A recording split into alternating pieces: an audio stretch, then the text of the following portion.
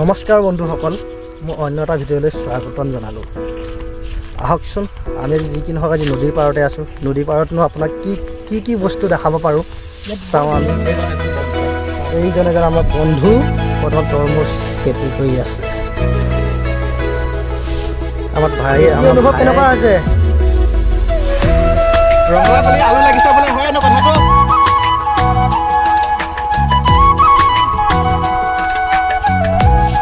হাতী কথাটো বৰ্তমান নানিবা, বৰ্তমান খেতি কৰিছেহে। নানিবা।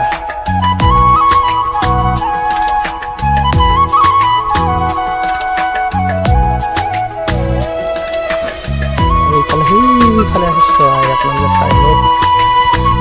যিসকল নদীৰ কাষত থাকে সেইসকলক পোৱা নাই হা। পোৱা নাই ন আজি তেতিয়া আপোনালোকে মোবাইল